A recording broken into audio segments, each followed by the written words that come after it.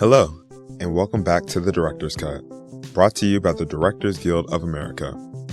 Today, we are happy to bring you highlights from another interview in our Visual History program, where some of our most prominent and successful members tell the stories of their careers and creative processes in film, television, and other media. These interviews are conducted by a fellow member who understands the challenges of creating compelling visual stories, which allows for revealing conversations you cannot find anywhere else. The DGA Visual History program was founded in the year 2000 and contains more than 170 in-depth and long-form interviews with directors and their team members. You can watch highlights or any fully transcribed and searchable interview on our website at dga.org/crafts/visual history.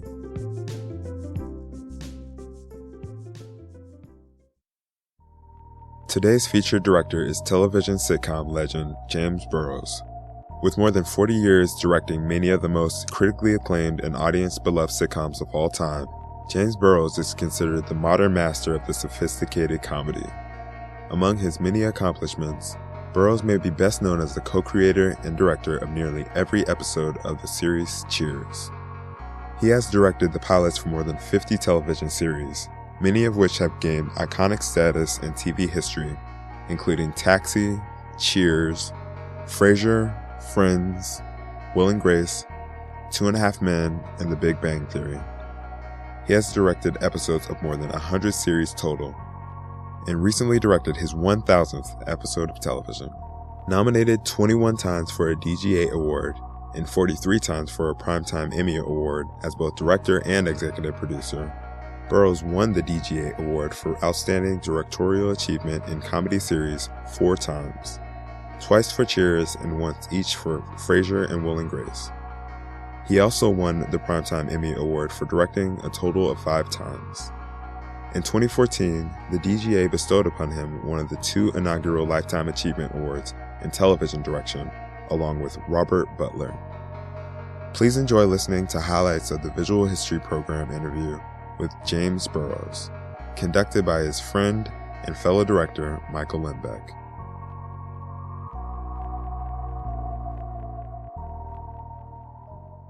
My name is Michael Lembeck. I'm conducting an interview with James Burrows for the Directors Guild of America's Visual History program.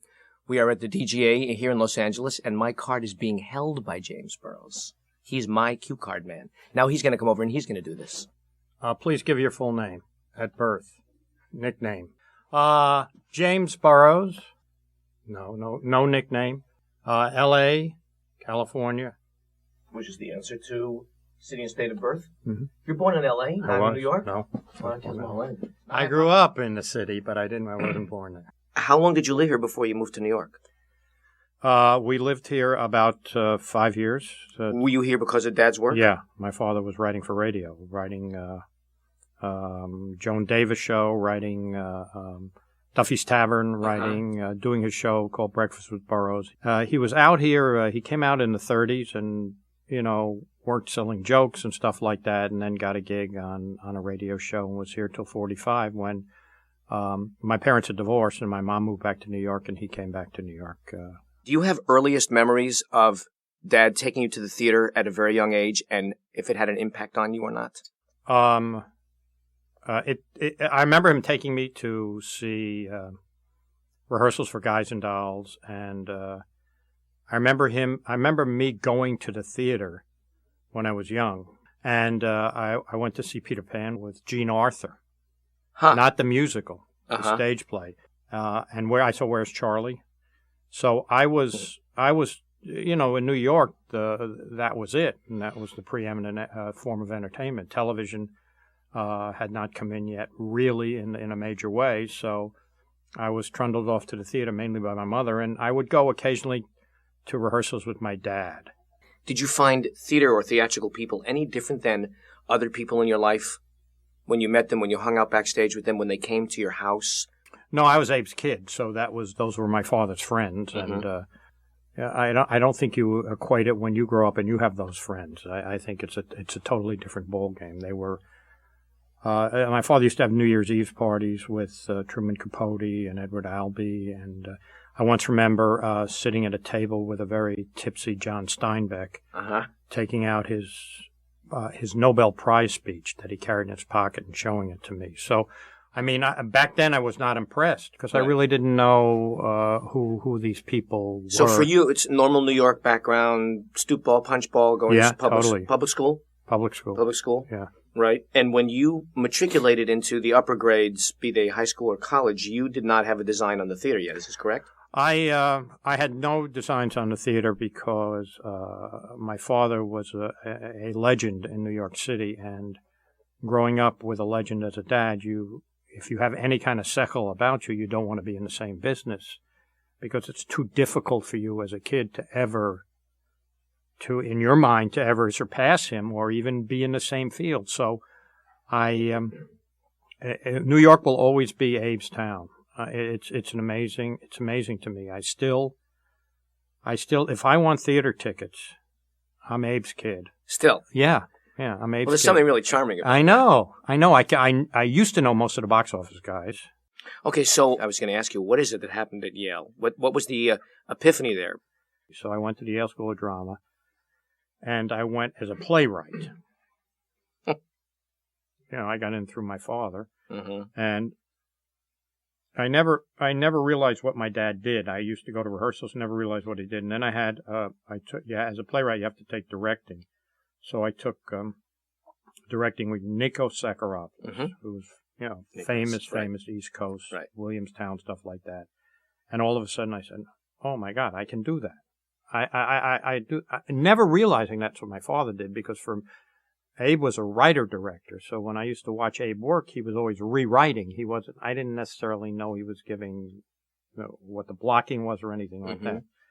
So I kind of hooked into directing, and then I spent 3 years at Yale as a playwright. But then, once I got out, it was all about stage managing and working for Goober Ford and Groves. God, I love the Goober Groves and Ford circuit. That summer circuit, our whole family would go with my dad. God, those were great. While you're stage managing, job to job, you're doing stage managing, are you beginning to get enlightened and educated as to what works and what doesn't work? And is all of a sudden the DNA kicking in? And things you heard your dad talk about and say, are you beginning to form your storytelling notions? Yeah, I think so. A stage manager gets to direct the understudies. So you quote directly from your father, from my father, who, I remembered things he said and what he used to do. So I had to I would direct the understudies. So that was my first directing experience. Right. You have to begin to rely on your sense of what works and what doesn't work, and when somebody's upstaging another person, you have to, as a stage manager, you really have no clout. As a stage manager, you have to somehow make peace between the two of them. It's tough to give a note as a stage manager. Yeah, it's really hard. Yeah. And where does the epiphany occur? I think what happens is that I came back to do 40 Carats, again, a play that my father did, actually written by J. Preston Allen, and Abe directed it. And it opened on Broadway with Julie Harris. So Julie did it for a while, and then I had to put June Allison in the show. She came, which was traumatic. And then the person who really launched me was Zsa Zsa Gabor. She came into the show, and I had to put her in. And she needed me because I knew the ropes. I knew where she had to be. I knew where she had to go. And a lot of times she would start to miss her cues because she cared about how she looked, not necessarily about making a cue on Broadway, which is criminal. So I used to have to go in her dressing room, and she'll talk about this and throwing her out on stage no matter how she looked. And what happened was I became her wrangler. I could get her to rehearse. I could get her to do a show. So I would go all over the country directing either 40 Carats or Blithe Spirit, which were the two plays she did. And the people wanted her there because she drew an audience. So I ended up in San Diego at the Off-Broadway Theater, where she had agreed to do 40 Carats, and she backed out, and I ended up with Marjorie Lord, who came in to do it, and I got a job there based on that show of artistic director for 2 years. So I ended up there. And I did everything. I did Mr. Roberts with James Drury. I did Don Knotts and the Lacerado Lovers. It was that star thing. Right. But in the summer stock and dinner theater area, once I started to do this, I would go everywhere because people wanted me because I could do a 2-hour play in 8 days. I could do it. And I could also, I would rewrite occasionally, and I would put some jokes in. The jokes worked and stuff like that. And it was about, as you know, because we're both in this thing where it's get the friggin' show on. Right. Get it done. Right. Get it done. Get the basics in there, and then you can tweak with the nuances and everything like that. But if you start doing nuances, you're going to lose them right away. So you got to get them up there. And so this was literally how my directing career began. Wow. And so that takes us to. I'm directing Joan Fontaine in 40 Carats in Wallingford, Connecticut, and I go back to my hotel room on a Saturday night, and I go click, turn on the television, and there's the Mary Tyler Moore Show, and I'm watching it, and all of a sudden I say, "Oh my God, they're doing a play." I watched Dick Van Dyke, and I watched the Phil Silver Show. It never occurred to me, and all of a sudden I said, "Oh my God, they're doing a play."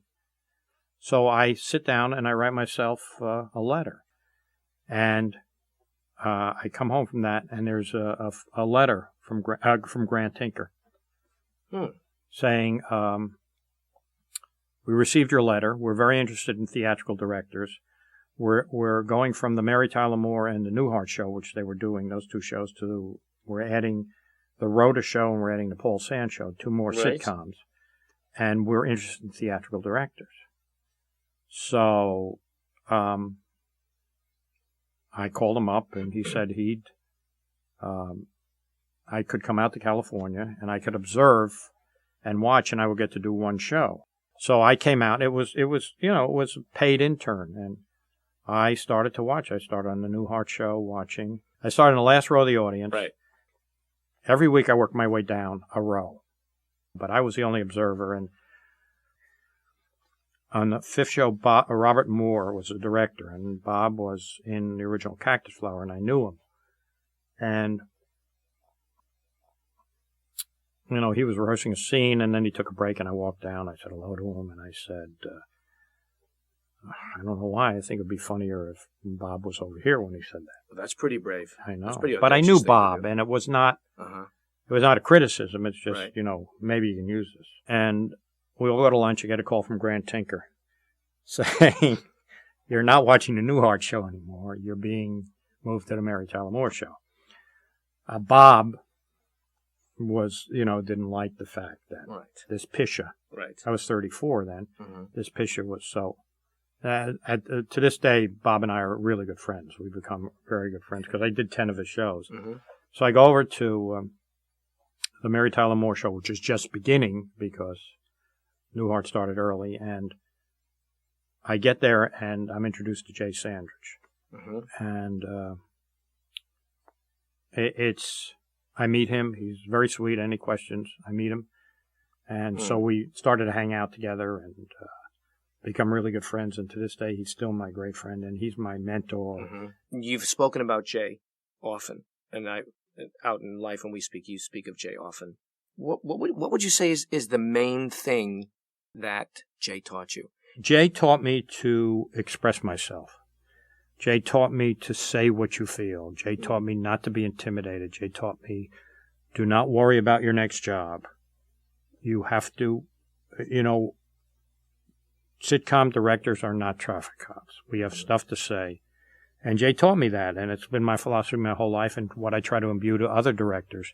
We've had meetings, breakfasts about this, about saying you have to die with your boots on. Yes. You have to say what you think. You have to try to impress. You have time when you're not subject to writers' opinions. You have time with the actors where you have to score your points and make your mark. And he emboldened me because I used to watch him on that show with giving his opinions, and you had, probably the greatest comedy writer ever, sitcom writer, was Jim Brooks on that show, and who was incredibly opinionated and Jay used to fight him tooth and nail for things he wanted, and they would go, and it was good and it was healthy. And so Jay taught me that. And I watched for a while, and then after about 3 months of watching, the Paul Sand show started up, and they needed somebody to be a dialogue coach to Paul. And I started to become Paul Sand's dialogue coach, just teaching him the lines. Every weekend I would go out to his place and we would work on lines. So at least now I was working while I was observing. Right. And after a while, as you know, when you observe, you can only put so much in your head. You have to do it. Right, to find out what you know. To find out what you know, you have to do it. And so I get called for my first job. I'm going to do a Mary Tyler Moore show. It's called Lou Moves In. Is this the D- story? Yeah. It's okay. No, it's not called Lou Moves In. I don't remember what it was called. And I think I'm going to get the Paul Sand show to do, or I'm going to get a Rhoda to do.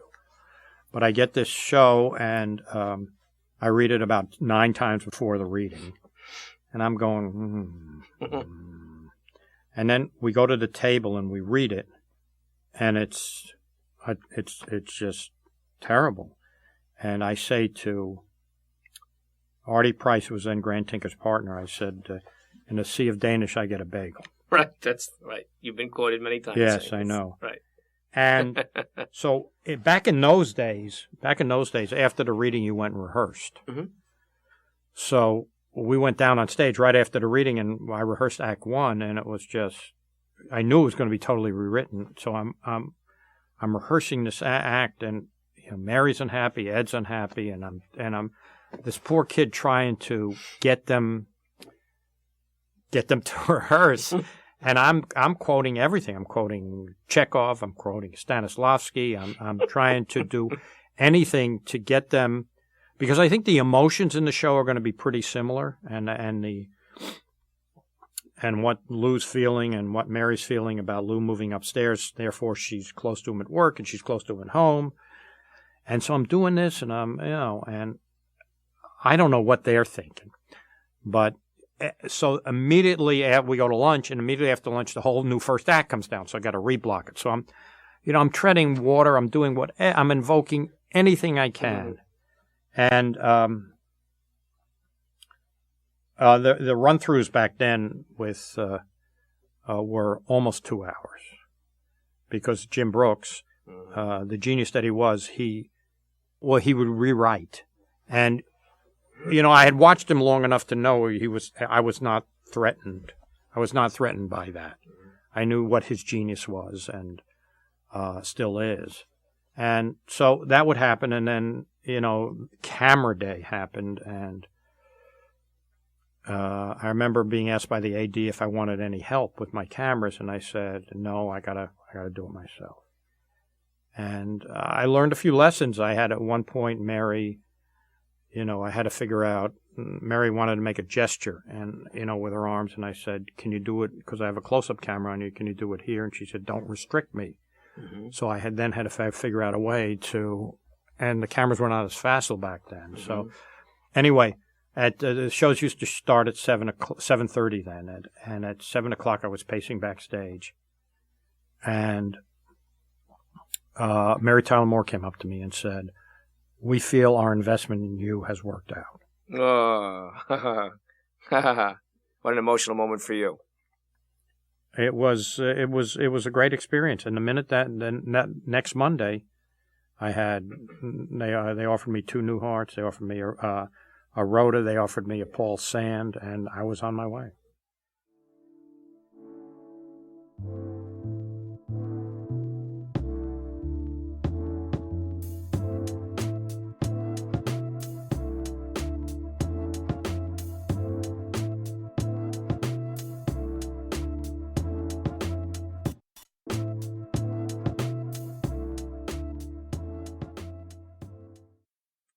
Okay, so let's put aside the history of James Burrows for a moment, and let's talk about some different kind of subjects that are much more specific to how you spend your day at work. As the pilot director, what role do you play in the development of a pilot? My job, and I think of it this way, my job is to protect the vision of the writer. Mm-hmm. Therefore, the shows that I choose to do, the pilots I choose to do, I have to like the vision. So, therefore, my job now is to help the writers get around these preconceptions of what a show should be and trying to homogenize the show. Mm-hmm. And there's no more greater example than Will and Grace, which when I read that script, I went, oh my God, these guys have written a show that has a distinct point of view that's not on television. How do I protect that point of view? Mm-hmm. And so that's my first goal. So everything I do is to make sure that that point of view ends up on the screen. And if I like the vision, then I will audition the writers. Mm-hmm. They think they're meeting me, but I'm auditioning the writers because I want to know that there is back and forth between us. I want them to be able to defend their material, not be defensive about the material. I don't want them to say to me, no, it's funny.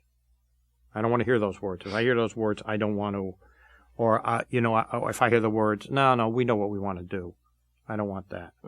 I want them to be able to listen to what I have to say. And the one caveat I have with them is 50% of what I say is golden, 50% is shit, and it's your job to figure out which is which.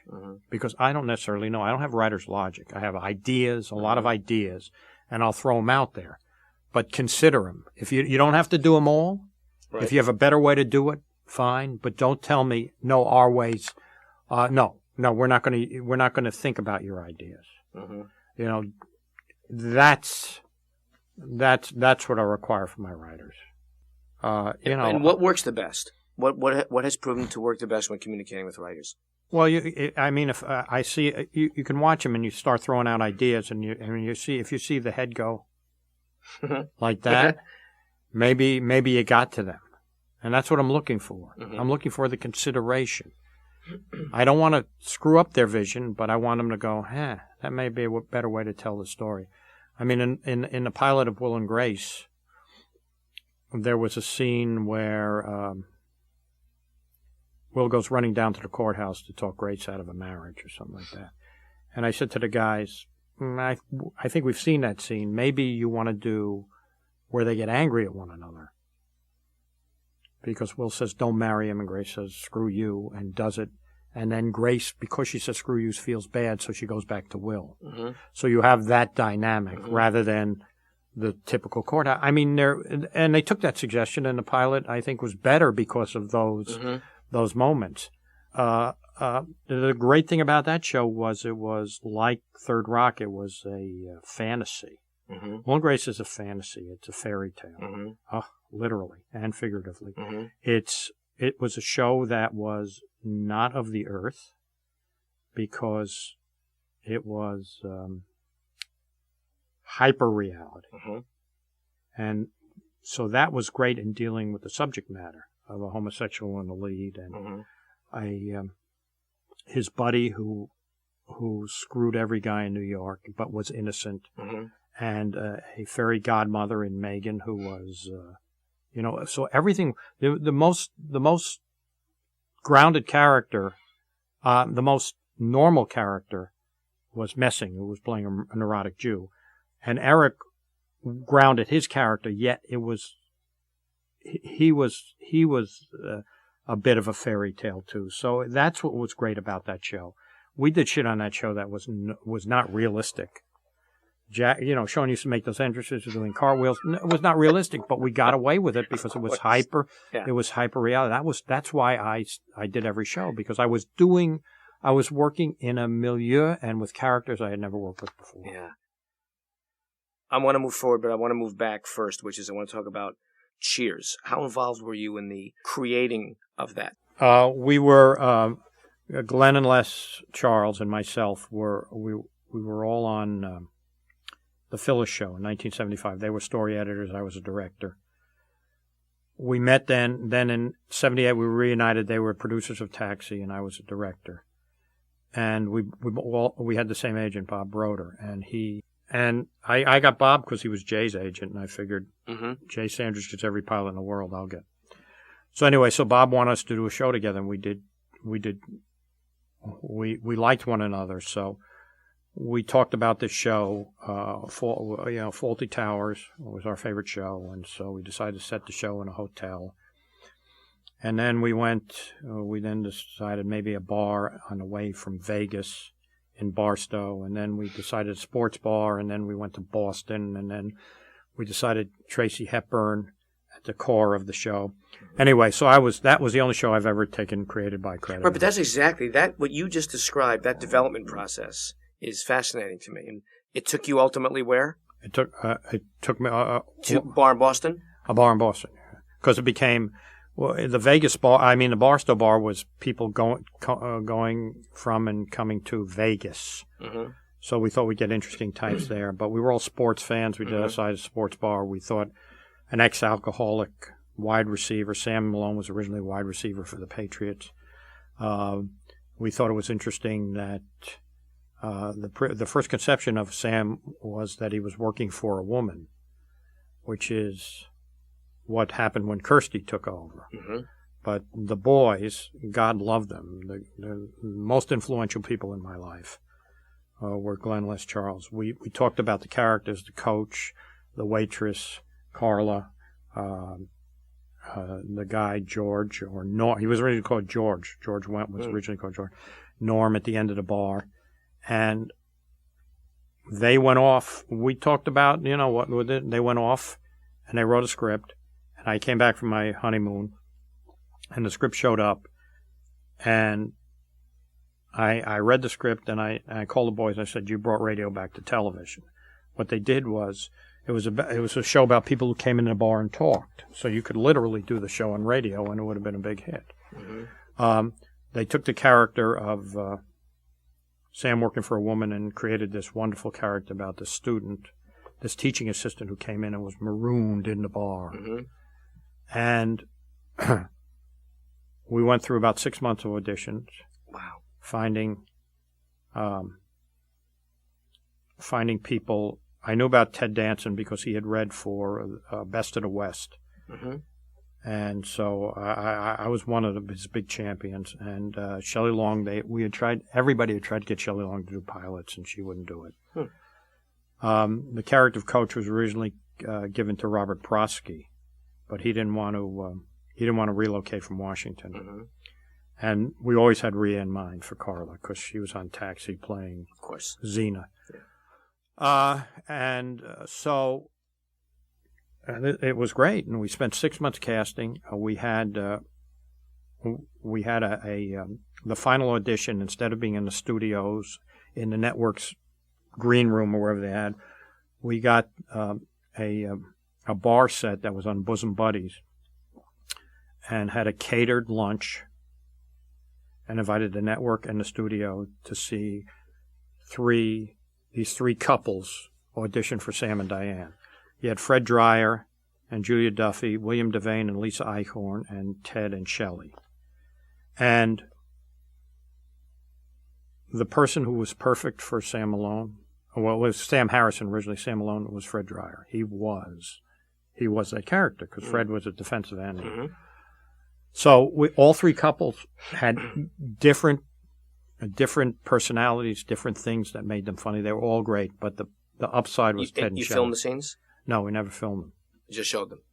Just they were in the audience, right. Yeah. Right. We set up chairs. We set up chairs. Wow. And it was that week my first daughter was born, so I remember it distinctly. And there were votes for we went up in a room, and everybody voted, and there were votes for Freddie, and there were votes for Billy Devane, but the best upside was Ted and Shelley. They had the greatest chemistry together. Right, and do you have a particular methodology or process that you use in casting that is yours, that you always exercise? No. Here's the methodology. You're going to see a scene, read Well, I used to see it on Cheers. We used to see Red 60 times. Same scene in audition. Mm-hmm. And we never changed the scene because we knew someday, although we were bored by this, someday somebody's going to put a new twist on that scene. Right, and that's the one. So that's what I look for. It's a new twist on the scene. It's a way to make something funny that you've heard 100 times, and that's what you look for in an actor. Right. Do you work with the actors at all? Sometimes, yeah. Sometimes you work with them. Right. You know, it's if you have to work with them, 99% of the time they ain't gonna get the job. Mm-hmm. Because what you're doing is trying to make them mediocre. Mm-hmm. Where those who come in and have already elevated the part, they've elevated the character. Mm-hmm. They make the writer's job easier. Mm-hmm. They're bringing something to the dance. When Danny came in, did you know about him already for Taxi? Mm-hmm. And did you go, oh my God, how can that not be the guy? I don't know. I wasn't there when Danny came in initially. I was there when he read at the network. Mm-hmm. He came in, threw the script on the table, and said, "Who wrote this shit?" Right, that's a famous story. That's a famous story. Right. But I was there when Chris Lloyd came in for Reverend Jim. And I think every producer and writer in the room and director had to change their underwear because we laughed so hard. Wow. Because I was there when Dan Hedaya came in to read for Nick Tortelli. Right. I mean, isn't it thrilling when that happens? Oh, surprise. It's also, oh, thank God, there's the person. Yeah, but it's surprise. And what I told him, humor is surprise. Uh-huh. So when the person comes in and does something you couldn't think of, right? Gotta have it. Jack, Sean Hayes for Jack McFarlane. Yeah. Nick Colasanto for a coach. Yeah. Yeah. Totally. Never saw that coming. Never. Sure. And they told me about Ed Asner. You know, Ed and Gavin and Ted Knight, before Mary Tyler Moore, all played heavies. Never did any comedy. Really? Yeah, and that's what I look for. When I'm casting, I look for guys who've never seen... Now, Nicky Colsano was the mafia boss in Raging Bull. You look at him, he's not funny, and all of a sudden, so that's what... You want your socks knocked off. Whose idea was Tony? Who the heck thought Tony Danza should come in and read for this? Stu Sheslow. Really? Mm-hmm. Stu was an executive at ABC then, and I think he had done a movie with Tony where he was he had a small part in a movie. I didn't even know that Tony had done anything before Taxi. Yeah, he had done a small part in a movie, and he just had that quality. Yeah. He lit up a room. I know. It's a spectacular, indescribable, indefinable moment when that person walks in. Right. I mean, you see that. But what's great about the television process, as opposed to the movie process, in television, when you see somebody just in a room with the writers and they make you laugh, they have to come back for the network. They have to come back for the studio. And the key thing is if they continue to make you laugh. Right. If they don't continue... Yeah. Right. Okay, so now I want to move into rehearsals. And I guess it would be a two-part. One is when you start a show, new cast, for as long as it takes to start working shorter hours. And then when you're with a cast of veterans and you've been doing it for a number of years. What's the difference in rehearsal spent? With a new cast, I spend maybe 2-3 hours just talking a little bit. On Cheers, I spent about 6 hours. We all sat around the bar. This was at Pilot Week. Mm-hmm. Right. As opposed to year 4, first 13 of that season. How are the rehearsals different? What do they look like? Oh, okay. In the first year, if you cast the show well, they're exactly the same amount of time as in the fourth year. Really? Well, hopefully you cast actors who you don't have to get to mediocre, actors who are... Have to get to mediocre. Yeah. Actors who are mediocre, who you can take to the next level, or actors who are good, you can take to great. Hopefully you've done that, and then all of a sudden your rehearsal process comes this wonderful, exciting thing where your new stuff is coming out. New ways to do lines are coming out. So I spend a little more time. In the first year of a show, I do every scene twice. when I'm rehearsing it. Mm-hmm. And then eventually it's only done once. And when you are doing the scenes twice, the first time are you stopping and starting? Yeah. Right. And doing your directing thing.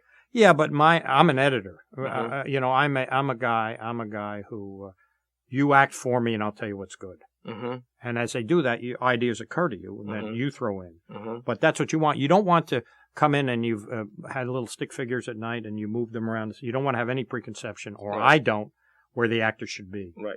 Because that immediately the actors become puppets. Mm-hmm. You don't want them puppets. You want them giving you ideas. Mm-hmm. And, if you don't like an idea of an actor, you don't say, I hate that. You say, maybe try it this way. Mm-hmm. So in the first year of a show, I do every scene twice. And then once, maybe the first 6 weeks. If the actors are good enough, you only need to do it once, because Right. what the sitcom has become is a tennis match. Mm-hmm. And the actors are good enough, they get it the first time.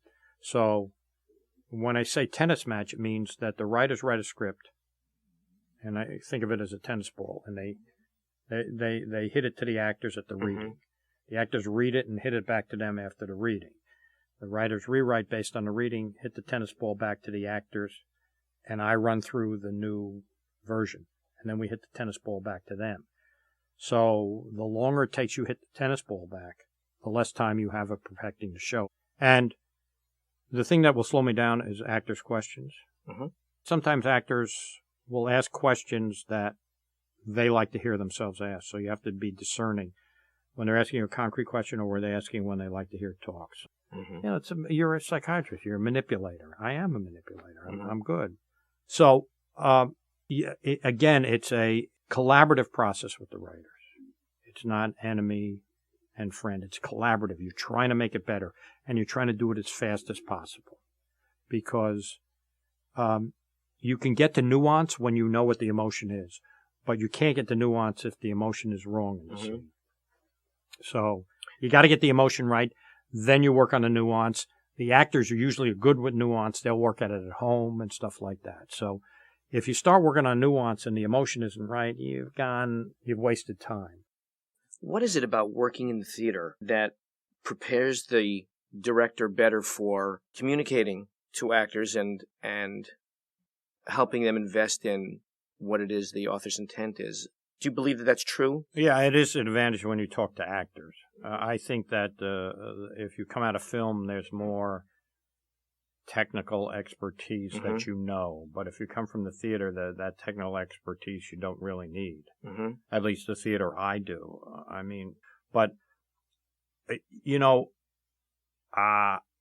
would if I had done film instead of theater, it would have still been the same thing for me, because for some reason I know how to talk to actors. You know how to talk to actors, and you can't learn that. Mm-hmm.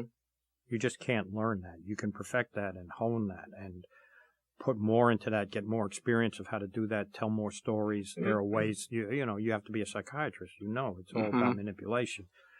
Or you can't learn a sense of humor. You have to have that.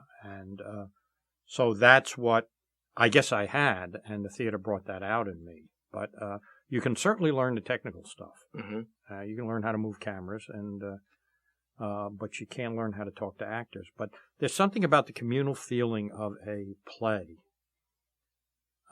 where everybody's together all the time. In a film, that's not true. You're just shooting isolated scenes out of order. But you're all in a lifeboat together, that I think really helps, especially in the form I do, which is the sitcom, which is actually theater, filming a theater play.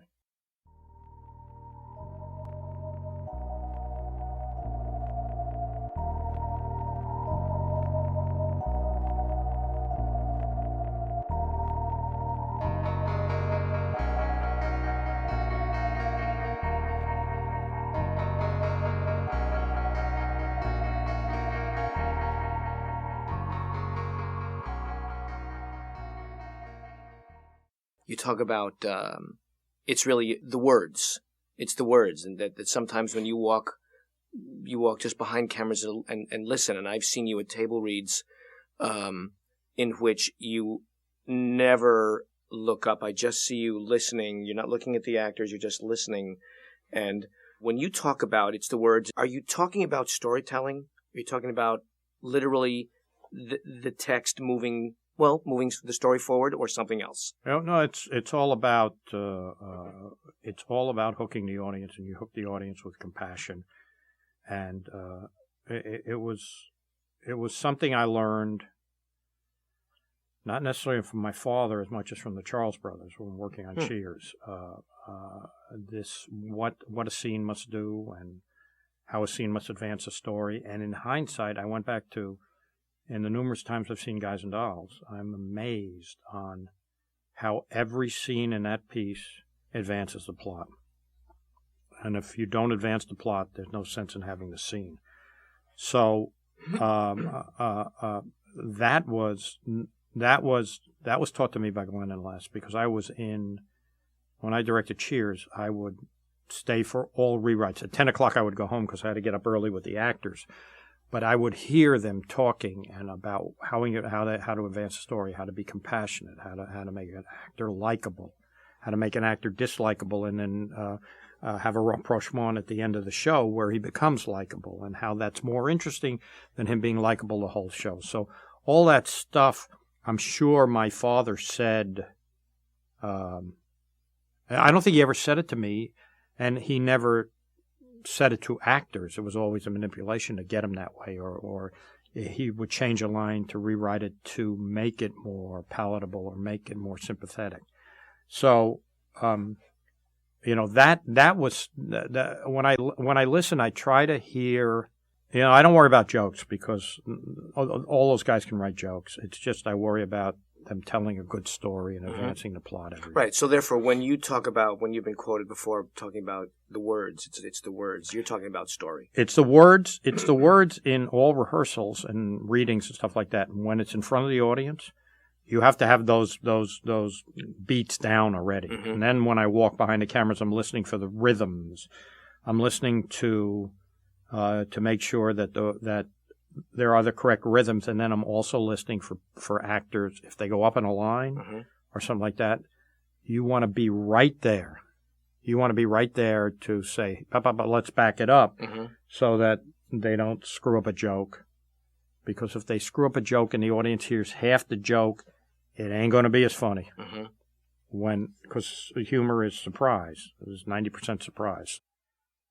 And set up your week. And I think you've already suggested, and let's call it a Monday to Friday week. So on Monday to Friday, Monday you read and go home? Yeah. You don't rehearse? That's a change I made. Right. Because they're going to rewrite the script anyway. Why work it? I used to, on Cheers, Monday I used to work. But you got to a couple of reading scripts where they had to throw it out. And I said, let the writers have that Monday. Right. Tuesday you come in and you block what they've rewrote or what they've rewritten, and then you show it to them. Wednesday you come in, you block what they've rewritten, you show it to them. Thursday the cameras come in, you block the cameras around. Do you have a habit of showing a run through Thursday after camera blocking, or would prefer not to? Or it doesn't matter to you? It depends. On a Monday through Friday show, I don't usually, unless there's a scene that's a problem. And I try to show them that scene before I block the cameras, because if it's going to change, again, you're wasting time. And on Friday, on shoot day, on Friday, you come in at noon and you do the cameras twice. And if there are problems, you still show scenes. And then you do it in front of the audience. And as opposed to Cheers, when we shot everything once and picked up only shots, now everything's shot twice. How do you prepare for camera blocking day? I used to, for the first 2 years I was directing, and I did a lot of shows. The first year I did 10, and the next year, first year I did 4 shows, and the next year I did 25 shows. So I went bang. I would take my script at home, and I would lay it out and write A, B, C. We only use 3 cameras. You'd write all your shots. Write all my camera coverage. Yes, all my shots. And then what I found was happening was that the best laid plan of mice and men didn't always work. So I would get into the third page of a scene and one of my shots wouldn't work, which meant everything else was thrown out. So you had to improvise, and I find myself improvising a lot. And then Jay Sanders told me, you don't need to write. So I stopped writing them down after a while. And first thing in the day, you arrive in the morning on the set, and do you have a particular process you go through that you know works for you and your cast? I read every day. First thing you do is read, because the actors have to know emotionally what they're going through. If there's new material, I'll try to address that scene right away on Thursday. Right. So that you're attacking it right away. So your day starts reading the material, go have a bagel, and then we're up on our feet and we blast through the next 3 hours. Through. What would you say to the new director on their way up? You want to maximize their opportunity for success. Well, again, don't mitigate your view. Don't change what you're trying to say because somebody says you should change it. Because you have to be faithful to what you believe, because you have to make yourself laugh. One of the great things I learned in doing all these shows was I chose them because they made me laugh. Mm-hmm. Not because I thought they would make somebody else laugh. Just they made me laugh, and luckily enough, I was simpatico with the audience. So you gotta be truthful to yourself and what excites you and what titillates you about your own vision. Don't try to change it because you think America will like it. Mm-hmm. And I don't know what the particular field is. In my field, again, you have to score your points according to the rules of their game. Mm-hmm. You have to play by their rules and yet get your vision in there. So it's a complicated task, but it's a task that can be done. So it's about scoring your points. And in my particular field, because it's different than one camera, my particular field, it's about playing by somebody else's rules and co-opting them and putting your 2 cents or 3 cents, hopefully it's more than 2 cents, into it, and therefore getting your point across and impressing people with what you do, playing within their rules. And that's, if you don't do that, if you just kind of blah, you're not going to get the next. If you don't experiment, if you don't try, if you don't go out there and put a little of your soul in the show, you're not going to, you won't succeed. You just won't. Right. Thank you, Mr. Burrows. Thank you. Thanks for listening to highlights of this visual history interview with James Burrows. On our website, you can watch the entire interview and hear Mr. Burrows further discuss the art of television direction.